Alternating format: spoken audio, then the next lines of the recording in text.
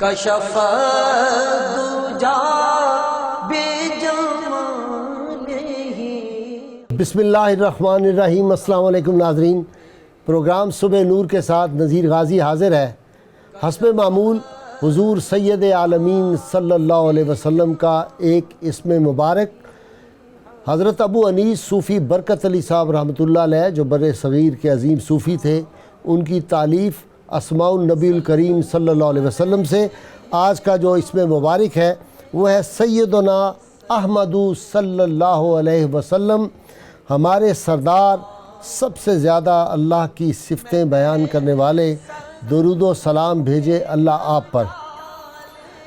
اس میں اشارہ ہے اس قول کی طرف اور خوشخبری سنانے والے رسول کی جو آوے گا مجھ سے پیچھے، اس رسول کا نام احمد صلی اللہ علیہ وسلم ہوگا. اس میں احمد صلی اللہ علیہ وسلم کا ذکر حضرت موسیٰ علیہ السلام کی زبان مبارک پر بھی آیا ہے. جب اس کو اس کے رب نے فرمایا یہ امت احمد صلی اللہ علیہ وسلم کی ہے، تو حضرت موسیٰ علیہ السلام نے عرض کیا کہ اے اللہ، مجھ کو حضرت احمد صلی اللہ علیہ وسلم کی امت میں سے کر دے. تو احمد صلی اللہ علیہ وسلم، تو احمد صلی اللہ علیہ وسلم کا ذکر محمد صلی اللہ علیہ وسلم سے پہلے آیا ہے، کیونکہ آپ کا اپنے رب کی حمد بیان کرنا پہلے تھا کہ لوگ آپ کی تعریف کریں.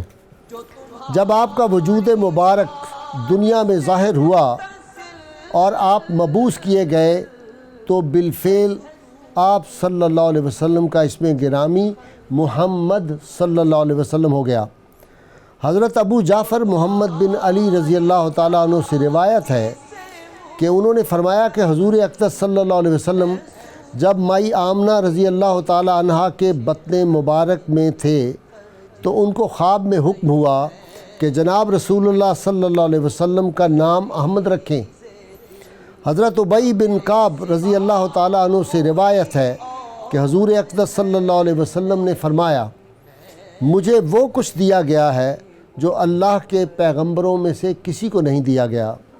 ہم نے عرض کیا یا رسول اللہ صلی اللہ علیہ وسلم وہ کیا ہے؟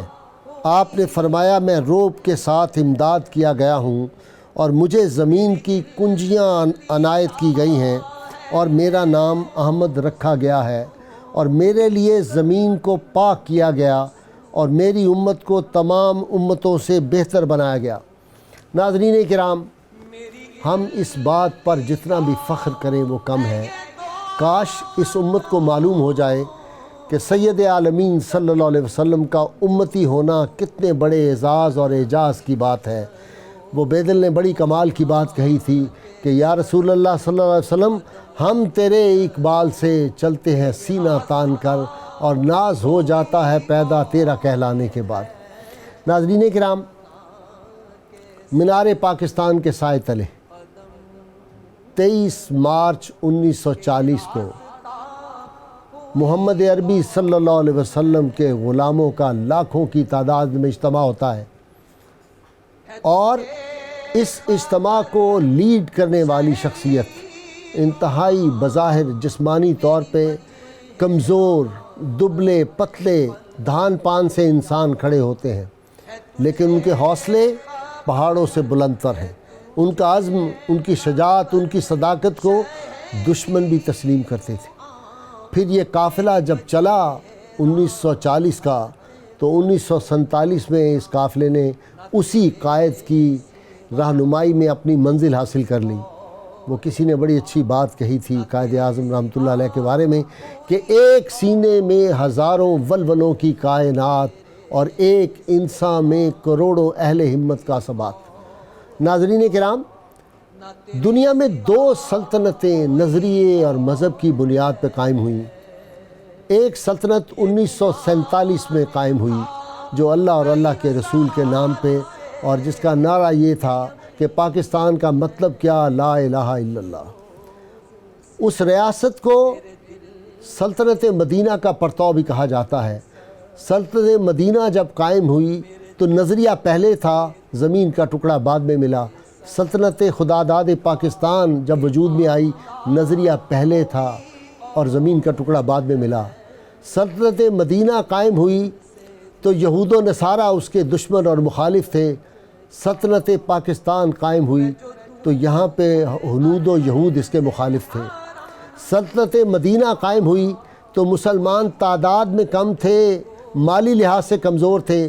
سلطنت خداداد پاکستان وجود میں آئی تو یہاں پہ بھی مسلمان اقلیت میں تھے اور مالی طور پہ کمزور تھے, تعداد میں کم تھے. لیکن ایک چیز دونوں سلطنتوں میں کامن رہی. سلطنت مدینہ جو تھی ان کے قائد بھی وہی تھے, نہ تیگ و تیر پر تکیہ, نہ خنجر پر, نہ بھالے پر, اور بھروسہ تھا تو ایک سادی سی کالی کملی والے پر. اور پاکستان بھی جب قائم ہوا تو بھروسہ اسی ذات پہ تھا, اور ہم سے وہ وعدہ تھا کہ کی محمد سے وفا تو نے تو ہم تیرے ہیں, یہ جہاں چیز ہے کیا لوح و قلم تیرے ہیں. 23 مارچ کو جو قرارداد مولوی A.K. فضل الحق صاحب رحمۃ اللہ علیہ نے پیش کی تھی اور قائد اعظم جس اجلاس کی صدارت کر رہے تھے, آج وہی دن 23 مارچ ہے اور یہ عہد کا دن ہے. پھر یہ تجدید وفا کا دن ہے, تجدید عہد کا دن ہے. ہم نے اس دوران میں کیا کھویا اور کیا پایا, اس سلسلے میں گفتگو کرنے کے لیے آج میں نے اپنے ملک کے 2 اہم اہل تعلیم جو ہیں اور جن کا بڑا تاریخ سے بھی تعلق رہا, ان کو اپنے اسٹوڈیو میں دعوت دی ہے. میرے پہلے مہمان ہیں پروفیسر یوسف عرفان صاحب, آپ استاد ہیں, اور پروفیسر مرزا منور مرحوم کے منہ بولے بیٹے جو پاکستان اور قائد اعظم اور علامہ اقبال کے عشاق میں سے ایک عاشق تھے. اور پروفیسر یوسف عرفان کی حال ہی میں کتاب بھی آئی ہے پاکستان کی روحانی اساس, جو بڑی معروف ہوئی. اور دوسرے میرے مہمان ہیں استادوں کے استاد جناب پروفیسر مشکور حسین یاد. پروفیسر صاحب یہ شعر ہی بن گیا ہے جی. پروفیسر صاحب نے ساری عمر گورنمنٹ کالج میں پڑھایا اور تحریک پاکستان کے وقت بھی یہ اگرچہ بالکل نوجوان تھے لیکن اس وقت بھی یہ ایک اخبار کے ایڈیٹر تھے, اور ان سے ہم دلچسپ وہ واقعات بھی سنیں گے تحریک پاکستان کے. اور پروفیسر صاحب کا اعجاز ہے یہ کہ سارا خاندان سوائے ان کی ذات کے شہید ہو گیا تحریک پاکستان کے دوران. یہ وہ لوگ ہیں جنہوں نے بڑی اس وطن کے لیے قربانیاں دی ہیں. آج ہماری گفتگو انہی سے ہوگی. پروفیسر صاحب پہلے آپ یوسف عرفان صاحب, جی یہ جو قرارداد پاکستان تھی اس کا پس منظر مختصر اور پیش منظر. آپ کا غازی صاحب بہت بہت شکریہ. مختصراً بات یہ ہے کہ قرارداد پاکستان یوم پاکستان ہے جی, اور یہ ہماری ہندو مسلم میل جول کی 1000 سالہ تاریخ کا نچوڑ ہے. مگر امیڈیٹلی یہ تھا کہ میثاق لکھنؤ میں جب دوستی اور اتحاد جی قائم ہوا تو زیادہ عرصہ نہیں رہا.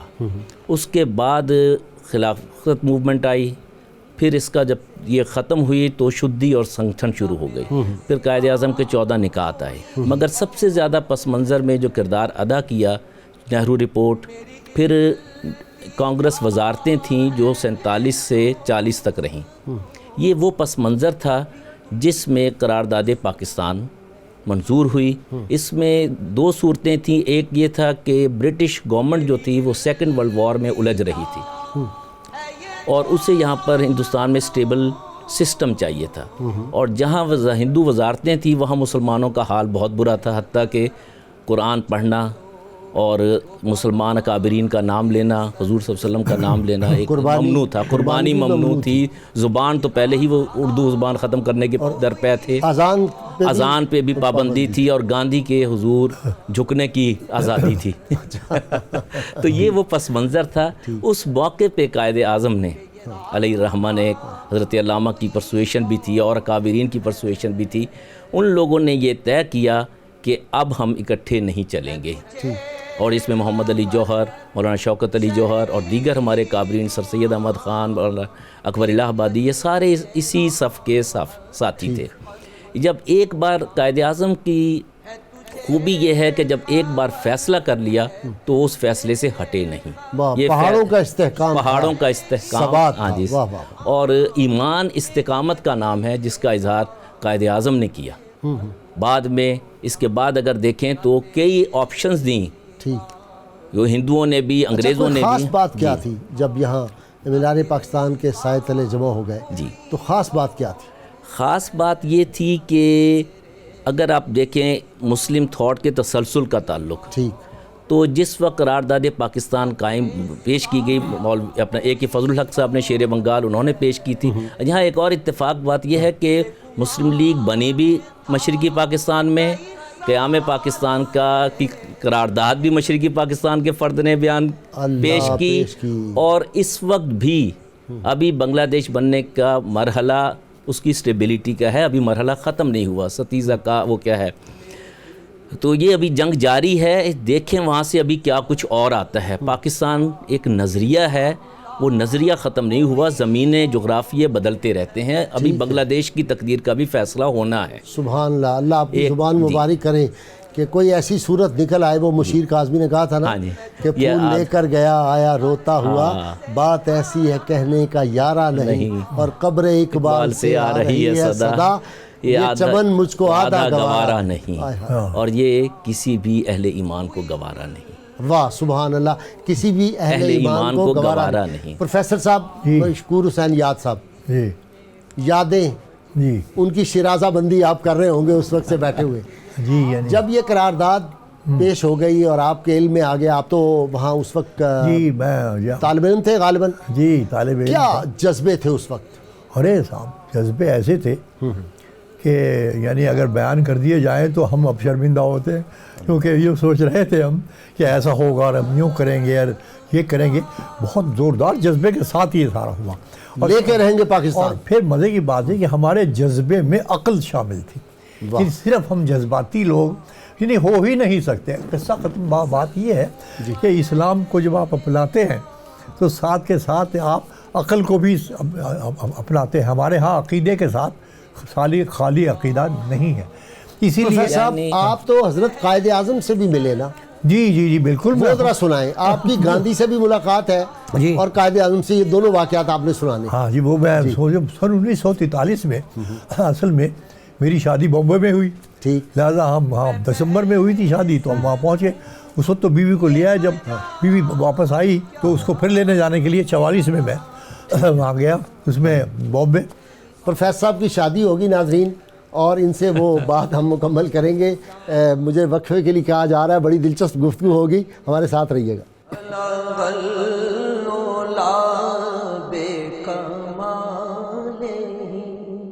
कशफ दुजा बेजमाने ही अलगल्लोला बेकमाले ही कशफ दुजा बेजमाने ही। वेलकम बैक नाजरीन। प्रोफेसर मशकूर साहब, आपकी 3 अजीम शख्सियतों से मुलाकातें हुई। चौधरी रहमत अली जिन्होंने पाकिस्तान का नाम कॉइन किया था, पाकिस्तान का नाम दिया था, उनसे मुलाकात हुई। आपकी गांधी से मुलाकात हुई, आपकी कायदे-ए-आज़म से मुलाकात हुई, और गालिबन अल्लामा इकबाल से भी आपने ज़ियारत की, उनकी अल्लामा की भी? अच्छा, उनकी इत्तेफाक से वो मुलाकात नहीं हुई जी। तो गांधी की मुलाकात आप सुना रहे थे? हाँ जी, वो तो ये हुआ ना कि मैं वहाँ बॉम्बे में मेरी शादी हुई थी, तो मैं वहाँ आया हुआ था। पता लगा कि जुहू बीच पे वो गांधी आया हुआ। गांधी आए हुए। मैंने कहा साहब गांधी, मैं उस ज़माने में अखबार का एडिटर भी हो गया था जैसे आपने फरमाया जी। तो मैंने कहा मैं जाके लेता हूँ। तो जुहू बीच पे हम पहुँच गए जनाब। वहाँ पहुँचे तो वो तख्त सा बिछा हुआ था बड़ा उनके गांधी जी के लिए, और बाकी जो थे सब नीचे बैठे हुए थे। तो गांधी जी तशरीफ़ लाए। भाई क्या शान से तशरीफ़ लाए, मैं आपको बयान नहीं कर सकता। अच्छा, कायदे आज़म से कैसी मुलाकात रही? अच्छा हाँ साहब, हम मिलिए। उसके बाद अगले दिन हमने कहा, अब जहाँ हम ठहरे होते अपने ससुराल में, मैंने कहा मैं आज कायदे आज़म से 12 बार हिल पे थी ना उनकी कोठी, ठीक, कि मैं वहाँ जा रहा हूँ। मैं वहाँ आसान नहीं है। मैंने कहा आसान तो नहीं है, मैं भी तो फिर देखी जाएगी जो कुछ भी हो।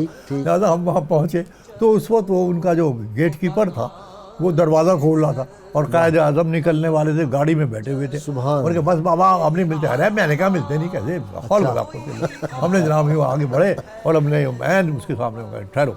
हाँ, और वो जनाब ठहर गए, पीछे बैठे हुए थे। अच्छा, मैंने उनको टूटी फूटी अंग्रेजी में कहा, मैंने कहा I heard about you mister محمد علی جناح کہ آپ، میں نے کہا آپ آدمی سے ملتے نہیں، پتہ نہیں اپنے آپ کو سمجھتے کیا. اچھا وہ ذرا تھوڑے سے میں نے بھائی ہو آر یو، میں نے کہا میں اخبار کا ایڈیٹر ہوں. ہم نے جو کہا but you are not a common man. Yes you کر. میں نے کہا ہاتھ سے ملا اور یہ ٹائم لیا مجھ سے. میں نے کہا گو ٹیک ٹائم دین کم.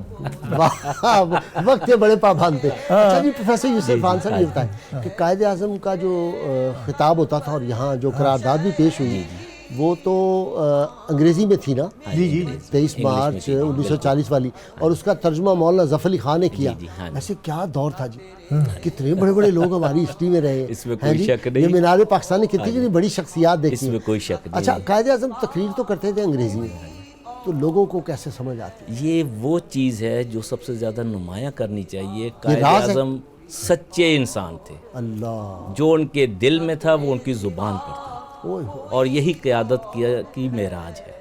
اگر آپ حضور صلی اللہ علیہ وسلم کا وصف بیان کرنا چاہیں انسانی شکل میں، صورت میں، انسانی عادات میں، تو وہ الصادق اور الامین ہونا ہے.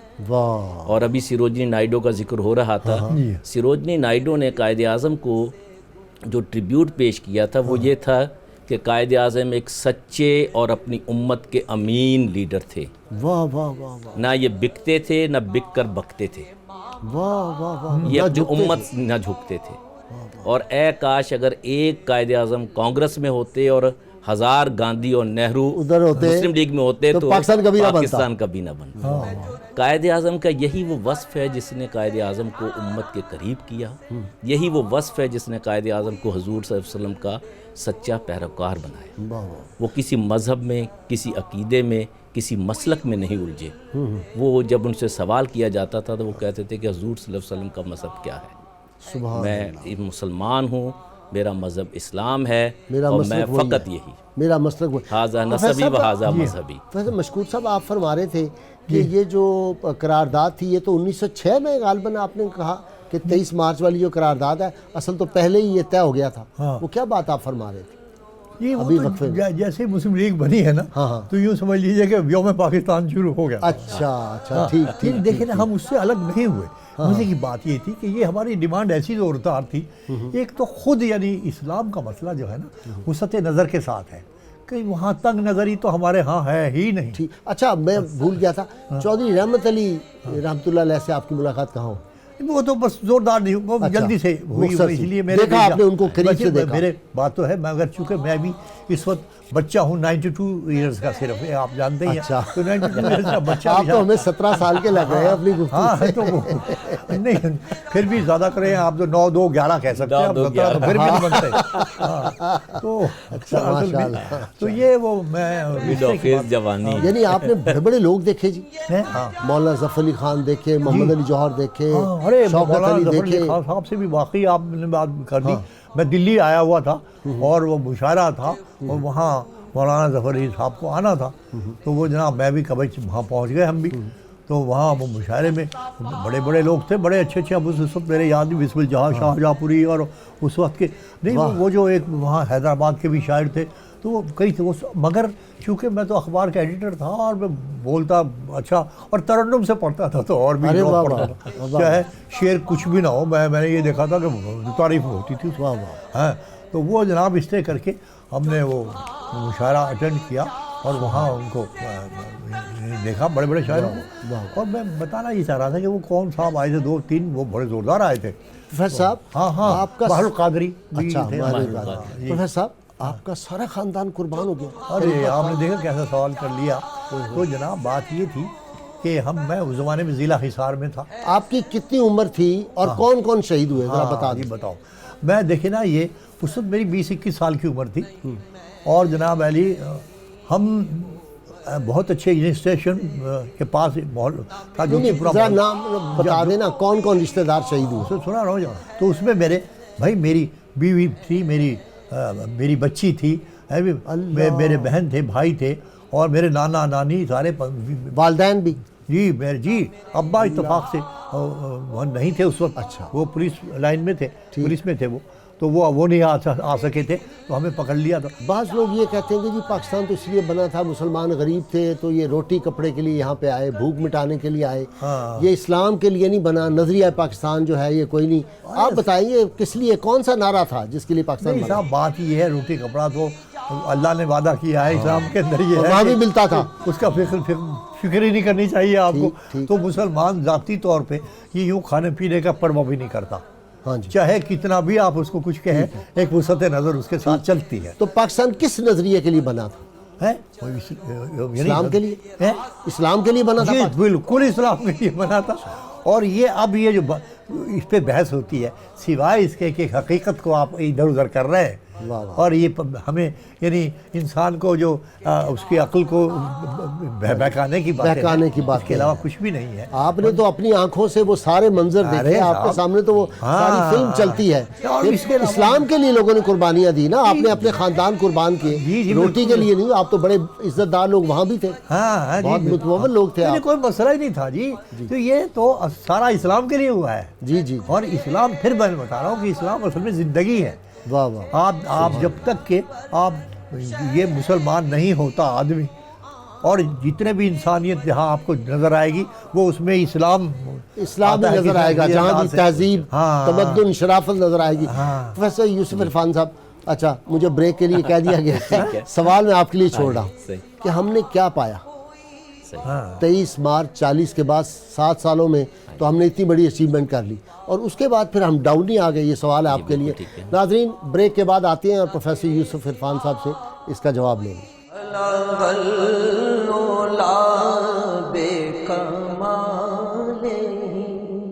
کشف دجا بے جمال ہی، بے کمال ہی، کشف دجا بے جمال ہی. ویلکم بیک ناظرین. جی پروفیسر یوسف عرفان، پاکستان بننے کے بعد ہم نے پایا ہی پایا ہے، کھویا کم ہے. سبحان اللہ. یہ ایک ایسی بات ہے جو بظاہر متضاد نظر آتی ہے، مگر حقیقت یہ ہے کہ پاکستان نظریے پہ بنا تھا.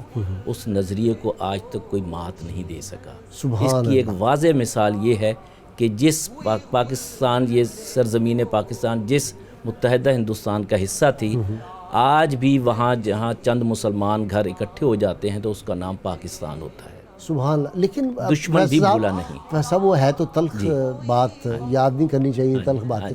لیکن وہ جو اندرا گاندھی نے کہا تھا کہ وہ 1000 سال ہم نے وہ ڈبو دیا. ہاں جی، 1000 سال ڈبو دیا، مگر کیا مشرقی پاکستان بھارت کا حصہ بنا؟ وہ تو اب تک نہیں بن سکا. دوسرا یہ ہے کہ پاکستان امت کی اجتماعی قوت کے لیے بنا تھا. ٹھیک. اور اجتماعی قوت جو تھی وہ اگر آج آپ دیکھیں تو ہم نے 3-4 جنگیں بھی لڑی ہیں، کوئی شکست ہماری واضح نہیں ہے. اگر سقوط ڈھاکہ ہے تو وہ ایک سازش ہے. ٹھیک ٹھیک. اگر آپ دیکھیں ہم نے یعنی آپ کا مطلب ہے میدان جنگ میں شکست نہیں لی. میدان جنگ میں شکست نہیں، کانسپریسی کی وجہ سے. کانسپریسی، حتیٰ کہ 65 کی جنگ کے بعد بات ذرا بہت واضح ہو جاتی ہیں. 65 کی جنگ کے بعد 71 کا واقعہ ہوا ہے. وہ انڈیا نے، بھارت نے جنگ نہیں لڑی. اس سے پہلے یہاں پر اپنا ایک ادارہ بنایا، را ریسرچ اینڈ انالیسس ونگ. اس کی بنیاد پر یہاں پر پاکستان کی زمین پر کام کیا، مختلف جماعتیں بنائیں، مختلف لیڈرز منتخب کیے، جو الٹیمیٹلی سقوط ڈھاکہ کا باعث بنے. جنگ سے وہ اب بھی خوف کھاتے ہیں. اور جنگ کا جہاں تک تعلق ہے، اللہ تعالیٰ ڈاکٹر عبدالقدیر خان صاحب کی کو صحت دے اور زندگی بلند کرے. اس پوری ٹیم کو سمر مبارک مند ہے، ٹیم کی حفاظت کرے. سلطان بشیر الدین محمود ہیں، کیسے کیسے لوگ، ان سب کی اللہ تعالیٰ حفاظت فرمائے جنہوں نے پاکستان کے دفاع کو ناقابل تسخیر بنا دیا. اور پاکستان کی آرمی کو بھی، جس نے سقوط ڈھاکہ کے بعد اپنے امیج کو بحال کیا اور عالمی طاقت کے طور پر جانی جاتی ہے. پروفیسر صاحب ویسے ایک بات ہے کہ اگر کسی اور فوج کے ساتھ 71 جیسا سانحہ پیش آیا ہوتا تو اس کے حوصلے پست ہو جاتے. یقیناً ہو جاتے. یہ اللہ کا شکر ہے کہ ہماری جو عساکر تھی پاکستان کی، ان کے حوصلے پہلے سے زیادہ بلند اور جوان ہوئے. جی بالکل. یہ ہمارے محلے کے لوگ 71 کے واقعے کے بعد نوجوان فوجی گئے ہیں، فوج میں حصہ لیا ہے، اور اس نیت سے لیا ہے کہ ہم نے 71 کا حساب چکانا ہے. یہ امت کا وہ تصور اخوت ہے اور وحدت ہے جو چل رہا ہے. اچھا ہم نے پایا کیا؟ آپ نے ایک تو بتایا کہ اس ہم نے امت کے قوت ابھی پائی. بھی قوت. اچھا قوت. دوسرا یہ ہے کہ معاشی قوت کا جہاں تک تعلق ہے، پاکستان عالمی تجارتی راہداری ہے، ورلڈ انٹرنیشنل اکنامک کوریڈور ہے. ساری دنیا اس جگہ آ کے انویسٹمنٹ کرنے کا سوچتی ہے.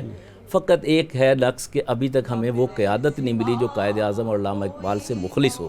اگر ہم قرارداد پاکستان کی طرف دیکھیں تو جس وقت قرارداد پاکستان منظور ہوئی ہے اس کا نام تھا قرارداد لاہور، جس کو ہندو میڈیا نے قرارداد پاکستان قرار دیا.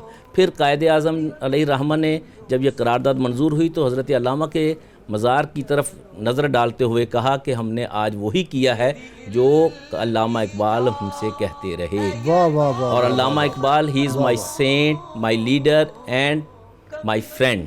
یوسف صاحب میں 8ویں جماعت کا طالب علم تھا مسلم لیگ ہائی اسکول کا. اچھا صحیح. تو استاد تاج الدین تیش تھے، مجھے اپنے اساتذہ یاد آتے ہیں. الحمدللہ. تو انہوں نے ایک نظم لکھی اور میں نے وہ ترنم سے پڑھی. اس زمانے میں میری بڑی آواز ہوتی تھی کہ تو نے ظلمت کو چاند اور تارے دیے، ایک شب تار کو چاندنی بخش دی. تو نے مایوسیوں کو سہارے دیے، ان سہاروں کو ایک نئی زندگی بخش دی. اور اگلا تھا کہ ایک شاعر نے کچھ خواب پارے دیے، تو نے تعبیر کو زندگی بخش دی. واہ یہ قائد اعظم کے یوم. اور میں اسی حوالے سے ایک بات اور کہوں کہ 1942 کا یوم اقبال تھا. قائد اعظم علیہ الرحمہ یوم اقبال کی صدارت فرما رہے تھے. بالکل صحیح آپ کہہ رہے ہیں، میں نے پڑھا یہ اور اس میں واقعہ. انہوں نے واضح طور پر کہا صدارتی خطبے میں کہ میرے لیے حضرت علامہ اسی طرح ہیں جس طرح شیکسپیئر کے بارے میں کہا جاتا ہے کہ اگر great empire, British great empire کی حکومت صدارت دی جائے اور ایک طرف شیکسپیئر دیا جائے تو میں شیکسپیئر کو قبول کروں گا، کیونکہ شیکسپیئر برطانوی مزاج، تہذیب، زبان سب کی نمائندگی ہیں. واہ واہ. اور حضرت علامہ نے کہا کہ اگر مجھے کہا جائے، قائد اعظم نے کہا کہ اگر مجھے کہا جائے کہ کلام اقبال لے لو یا سلطنت ہند لے لو تو میں کلام اقبال لوں گا. کلام اقبال وہ کلام ہے جس سے کئی پاکستان بن سکتے. سبحان اللہ. ہمیں ان کی قدر کرنی چاہیے. پروفیسر صاحب، ہاں جناب، کہ کئی پاکستان بن سکتے ہیں کلام اقبال سے. آپ یہ بتائیے یہ اس قوم کا جذبہ جو تھا یہ وہ نہیں رہا جو ہم پہلے دیکھتے تھے، کچھ نہ کچھ فرق ضرور پڑا ہے. تو یہ تو جناب بات یہ ہے کہ جذبے کو سنبھالنے والے جو ہوتے ہیں نا وہ تو لیڈر ہوتے ہیں. اصل میں ہمیں معاف کرنا، ہمیں یعنی لیڈر تو ملے نہیں. ہمارے لیڈر تو زیادہ اپنے بارے میں سوچتے، ہمارے بارے میں سوچتے کہاں. کوئی کارواں سے ٹوٹا، کوئی بدگماں حرم سے، کہ امیر کارواں میں نہیں ہوئے دل نوازی. تو اصل میں اگر یہ ہو جائے تو کوئی مسئلہ ہی نہیں ہمارے لیے. ہمارے سامنے راہیں کھلی ہوئی ہیں. ٹھیک. یعنی اسلام کو قبول کرنے میں سب سے بڑا آسانی یہ ہے کہ آپ اچھا وہ کیا جذبے تھے جب آپ پاکستان آ گئے؟ اتنی قربانیاں خاندان کی، آپ نے ہجرت کر کے آ گئے یہاں، آپ نے کیا محسوس کیا؟ لوگوں کے کیا جذبے تھے؟ ارے صاحب اس وقت آپ پتہ نہیں کتنے مایوسی تھی بڑے یا ہوتے. کیا تھا؟ نہیں صاحب بہت خوش ہوئے ہم تو. وہ میکلوڈ روڈ کی طرف سے ہم آئے تھے. اچھا جی. ارے کیسے ہمارا استقبال کیا لوگوں نے، کیسے محبت سے ملے ہمیں، اور کس طرح ہمیں یوں ہمیں چومے. ارے بھائی اس طرح یہ حال تھا. لیکن اس محبت کو سنبھالنے نہیں. اچھا آپ استاد ہیں نا، آپ تو تربیت کرتے ہیں طلباء. ان جذبوں کو کیسے، ان پاکیزہ جذبوں کو کیسے واپس لائیں؟ واپس لائے. ہاں کیسے آج تربیت کیسے کریں؟ نہیں وہ تو واپس لانے کی بات یہ ہے نا کہ وہ تو گیا بھی تو نہیں نا. مشکل یہ ہے کہ یہ جذبہ ختم بھی نہیں ہوا. یہ تو مصیبت ہے. ہمارے ساتھ موجود بھی ہے ہمارے اندر. تھوڑا ٹھنڈا ہو گیا، تھوڑا سا ٹھنڈا ہوا ہے، یہ ماننا پڑے گا. ہاں یہ اس کی ضرورت ہے. میرے خیال میں میرا ایک نظم ہے. اچا یوم پاکستان میں سنا دوں جلدی سے؟ سنا دے. 2-4 شعر ہی، بہت زیادہ نہیں. ہاں اتفاق سے 2-4 شعر سنا دے. بالکل. ہاں جی ارشاد. یوم پاکستان ہاں ایک بڑا اعلان، سبحان اللہ. صداقت کا اعلان، جرأت کا اعلان، واہ. جسارت کا اعلان، یوں کہیے ایک بڑی شرافت کا اعلان واہ واہ. ہے جی، جس میں انسانیت اپنے عروج پہ آنے کی صلاحیت سے مالا مال ہوتی ہے. ہاں ہے جناب، ایک بڑی شرافت کا اعلان یہ جو ہے، جو جس میں انسانیت اپنے عروج پہ آنے کی صلاحیت سے مالا مال ہوتی ہے، یعنی محبت کا اعلان. اور پھر آپ جانتے ہیں محبت کا اعلان تو اصل میں ایک ہی ہے اور ہے وہ اسلام. سبحان اللہ سبحان اللہ. واہ جی پروفیسر. دین حریت، دین حرارت، سرگرمی ایمان. سرگرمی ایمان. پروفیسر یوسف عرفان صاحب، آپ نے اپنی کتاب میں بھی تو وہ شاید کوئی واقعہ نہیں لکھا کہ قائد اعظم کو رسول اللہ صلی اللہ علیہ وسلم کی زیارت ہوئی؟ ہاں جی یہ واقعہ جو ہے وہ ذرا واقعہ سنا دیں۔ ہاں، وہ اس طرح ہے کہ جب نہرو رپورٹ آئی اور قائد اعظم علیہ الرحمہ نے 14 نکات پیش کیے اور راؤنڈ ٹیبل کانفرنس میں ہندو کی ہر دھرمی دیکھی اور مسلمانوں کی یعنی قسم پرسی اور انتشار دیکھا، اور مسلم لیگ بھی بکھر چکی تھی، 2 حصوں میں بڑھ چکی تھی، تو قائد اعظم نے راؤنڈ ٹیبل کانفرنس کے بعد ترک سیاست کا ارادہ کیا اچھا، اور لندن سیٹل ہونے کا فیصلہ کر یہ 1906 کی بات ہے؟ لیا۔ یہ 1933-34 کی، ٹھیک ہے، بالکل ٹھیک ہے، ٹھیک۔ تو اس وقت حضرت علامہ نے بھی، دیگر اکابرین نے بھی پرسویڈ کیا، مگر حضرت علامہ نے خود بعض احباب کو بیان کیا جن کا بعد میں ذکر ہے، میری کتاب میں بھی باحوالہ بات ہے۔ وہ یہ تھی کہ ایک دن حضرت قائد اعظم اپنے اپارٹمنٹ میں سو رہے تھے تو انہیں ایسا محسوس ہوا جیسے کسی نے دروازہ کھٹکھٹایا ہے، اچھا، اور زور سے کھٹکھٹایا۔ یہ اٹھے، دیکھا، یہ لندن کی بات ہے؟ لندن کے اپارٹمنٹ کی، کہ جیسے کسی نے چارپائی ہلائی ہے، سوری، تو دیکھا کوئی نہیں تھا، پھر سو گئے۔ تو اس کے بعد اس طرح چارپائی ہلی جیسے زلزلہ آ گیا ہے، بھونچال آیا ہے۔ حضرت قائد اعظم اٹھے، دروازہ کھولا، باہر دیکھا، باہر بھی کچھ نہیں تھا، لوگ اپنے آرام کر رہے تھے۔ پھر آ کے آرام کے لیے لیٹے ہیں تو پھر اسی طرح جاگے تو اپنے کمرے کو منور پایا، سبحان اللہ، سبحان، روشنیوں سے معطر پایا، سبحان اللہ، اور خوشبوؤں سے معطر پایا، اور اس کیفیت میں انہوں نے ایک غیر معمولی شخصیت، ایکسٹراڈینری پرسن، سبحان اللہ، وہ کمرے میں موجود پائے۔ اور انہوں نے پوچھا کہ حضرت قائد اعظم نے پوچھا کہ آپ کون؟ انہوں نے کہا کہ میں آپ کا پیغمبر حضرت صلی اللہ علیہ وسلم۔ اور حضرت قائد اعظم اسی وقت مؤدب ہو گئے اور درود سلام بھیجا، اور قائد اعظم نے فقط ایک بات کی کہ جناح واپس ہندوستان جاؤ، ہندوستانی مسلمانوں کی قیادت کرو، ہم تمہارے ساتھ ہیں، انشاءاللہ کامیابی ہوگی۔ یہ وہ ایمان لازوال تھا جو قائد اعظم کی زندگی میں پاکستان کی شکل میں نکلی، ورنہ تو قائد اعظم تو بیمار بھی تھے، ڈاکٹر 6 مہینے کی زندگی کا کہتے تھے، اور اس کے بعد بھی وہ 6 سال زندہ رہے۔ ٹی بی جیسا مرض تھا، اس وقت انکیوریبل تھا۔ تو یہ وہ کیفیت ہے حضور صلی اللہ علیہ وسلم سے وابستگی، وفاداری، جانثاری، یہ وہ کیفیت ہے جو آج بھی اگر پاکستان میں دوبارہ ریوائیو کر دی جائے تو میں سمجھتا ہوں کہ پاکستان کا مستقبل اور امت مسلمہ کا مستقبل اسی طرح روشن ہے جیسے 1947 میں تھا۔ اور اتنی سی بات ہے کہ اگر ہم نظریہ پاکستان کو دیکھیں جو قرارداد پاکستان کا یعنی جسٹ ہے کہ نظریہ ہے کیا؟ نظریہ ترک کے عالم اختیار کوہ دوست، آپ ذات پات، نسل، برادری، علاقہ، زبان، جو تہذیب و تمدن کے یا قومیت کے مغربی تصورات ہیں، ان سب کو امت مسلمہ کے نظریے میں غرق کر دیں تو آج بھی پاکستان یہ چھوٹی چھوٹی پھوڑیاں پھنسیاں جو نکلی ہوئی ہیں، کوئی پشتو ہے تو کوئی پٹھان ہے تو کوئی بلوچ ہے تو کوئی پنجابی ہے، زبانوں کی جو باتیں کر رہے ہیں، یہ سب دب جائیں گی۔ ہمیں صاحب مجھے بریک لینا ہے۔ ناظرین مختصر سی بریک، بڑی دلچسپ گفتگو جاری ہے، ہمارے ساتھ رہیے گا۔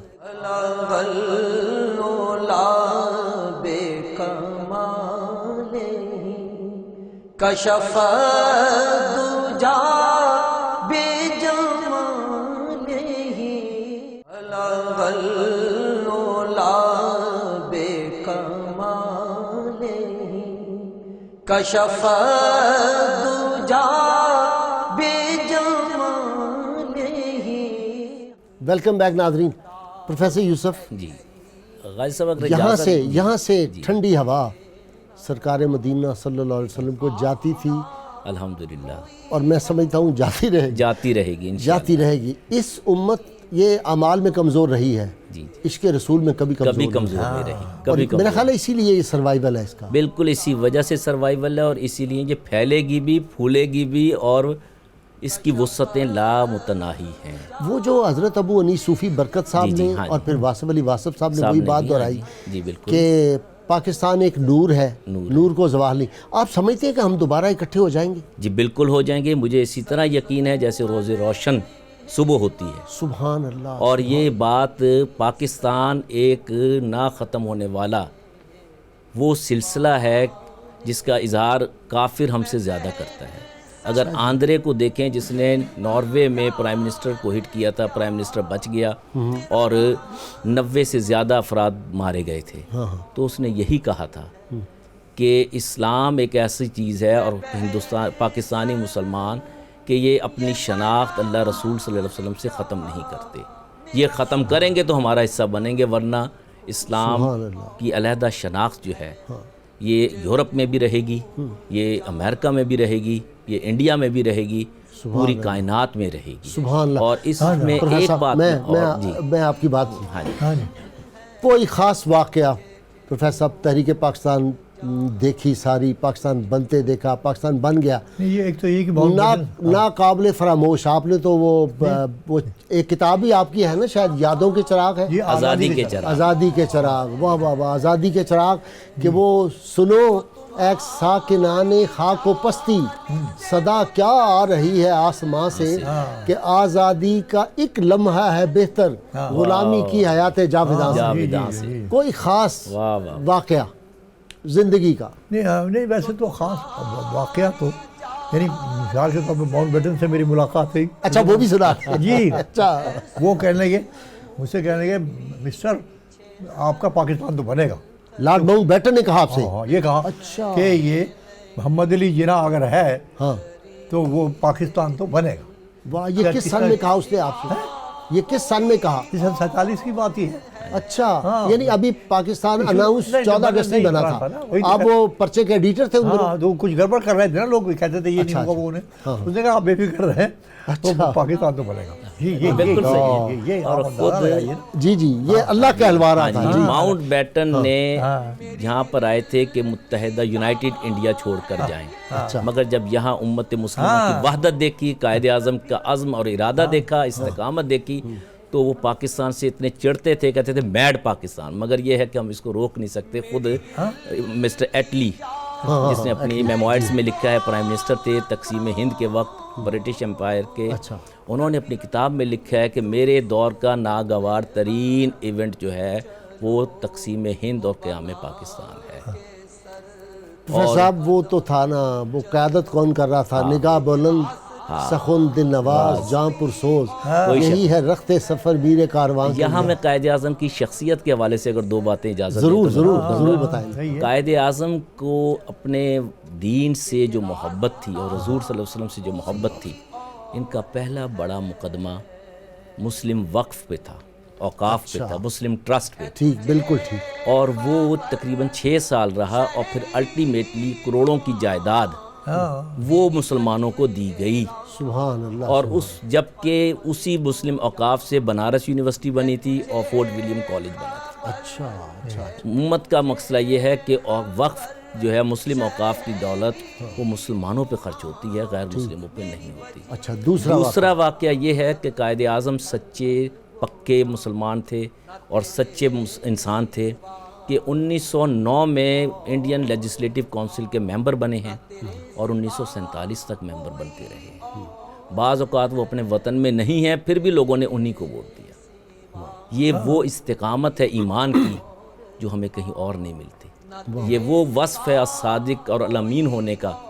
اچھا، انہوں نے اثار بھی تو بہت کیا نا، کتنی جائیداد پاکستان میں چھوڑ کے گئے؟ جی بالکل، مگر ساری جائیداد جو تھی اس کا بٹوارہ بھی اپنی زندگی میں کیا، جو وراثت بنتی تھی عزیز و قارب کی وہ دی۔ بیٹی نے کیونکہ غیر مسلم سے شادی کی تھی تو قائد اعظم نے مرتے دم تک بحیثیت باپ اس سے ملاقات نہیں کی اور انکار کر دیا کہ میں نہیں ملنا۔ جو پشاور والا کالج ہے یہ بھی انہوں نے ڈونیٹ کیا؟ جی انہی کا ہے، انہی کا ہے، اور حتیٰ کہ کیونکہ وہ تجارت بھی کرتے تھے اور وکالت بھی کرتے تھے، اور پورے انڈیا میں، متحدہ انڈیا میں ان کی جائیداد تھی۔ اور پروفیسر صاحب یہ کتنی بڑی بات ہے، غازی علم الدین شہید رحمۃ اللہ علیہ کا مقدمہ لڑا تھا، اس سے ان کا عشق رسول ظاہر ہوتا ہے۔ جو لوگ آج اعتراضات کرتے ہیں ان کو 295 کے بارے میں لوگ بڑی بات کرتے ہیں، تو ان کو سمجھنا چاہیے کہ جس نے یہ ملک ہمیں لے کر دیا تھا اس نے پہلا مقدمہ 295 کا کیا۔ بالکل، اور اعتراف کے بعد یعنی معاملہ رہتا نہیں، مگر انہوں نے بسط خوشی توڑ تک لے کے گئے۔ اور پھر علامہ کا وہ فقرہ بھی سنا دیں آپ۔ ہاں، ترخانہ دا پتر بازی لے گیا، اور ہم باتیں کرتے رہ گئے۔ وہ کیا رسول ہے، عشق رسول ہے، وہ حضرت علامہ کا ہی شعر ہے جو آخری بمصطفیٰ برساں خویش را کے دی ہمہ اگر بہو نہ رسیدی تمام بولا حبیث. ہمیں اس چیز کا خیال رکھنا چاہیے اپنی عملی زندگی میں بھی کہ ہم حضور صلی اللہ علیہ وسلم سے محبت میں کوئی کمی یا نقص یا کوئی بیچ میں دغا تو نہیں کر رہے. سبحان اللہ. رسول اللہ صلی اللہ علیہ وسلم سے وفا کریں گے تو کامیابیاں ہمارے قدم چومے گی، فتح و نصرت ہمیں ملے گی. اور پاکستان کا استحکام بھی اسی میں ہے. سرکار مدینہ صلی اللہ علیہ وسلم کی محبت کا جوت جگا دو، بس ایسی نعت سنا دو آج. الحمدللہ.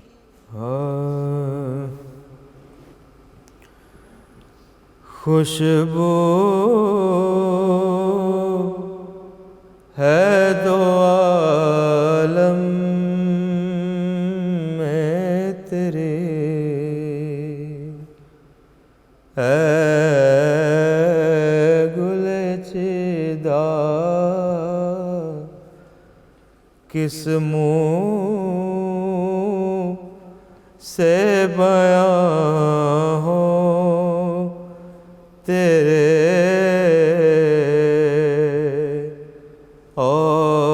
اوصاف حمیدہ. تجھ سا کوئی آیا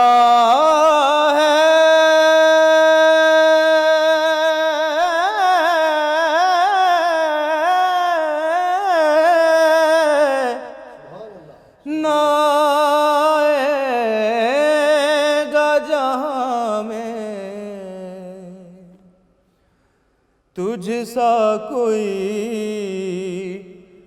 آیا ہے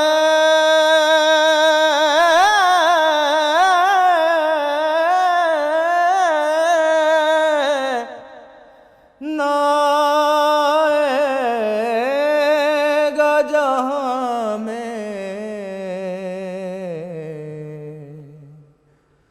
دیتا ہے گواہی یہی عالم کا جریدہ. خیرات مجھے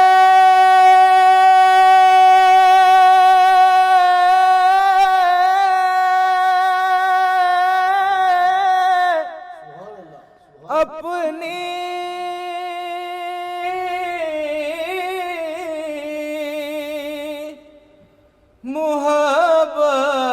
محبت کی عطا کر.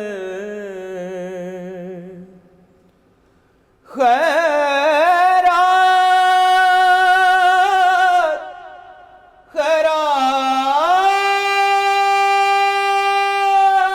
خیرات سبحان اللہ. خیرات خیرات خیرات خیرات خیرات خیرات. سبحان اللہ. سبحان اللہ. خیرات مجھے اپنی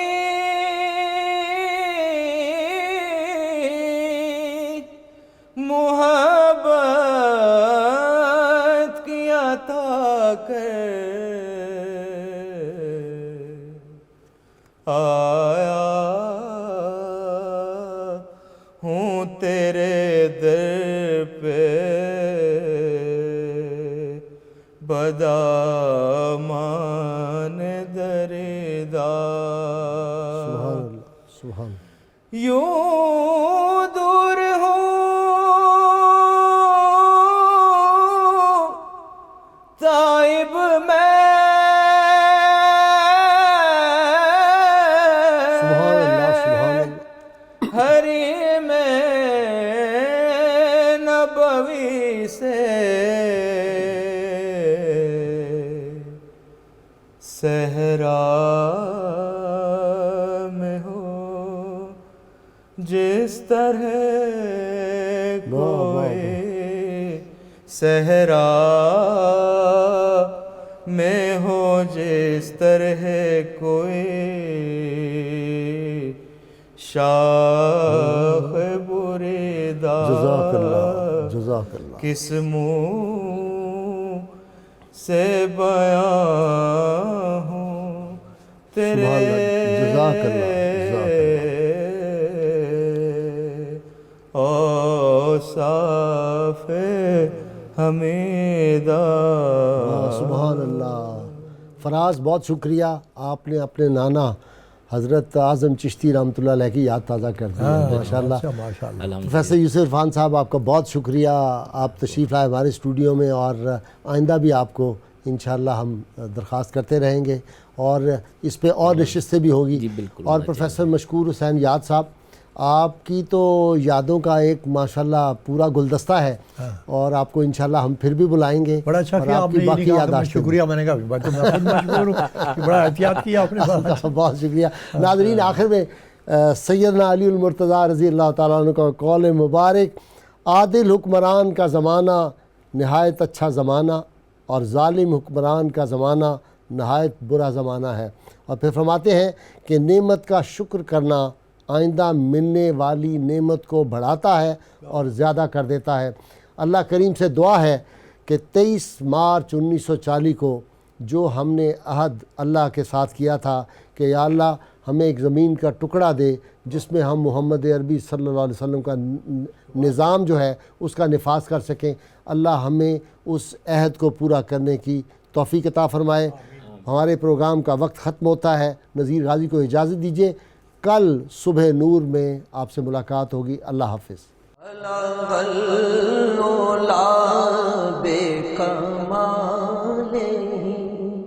کشف الدجى بجماله حسن جميع خصاله صلوا عليه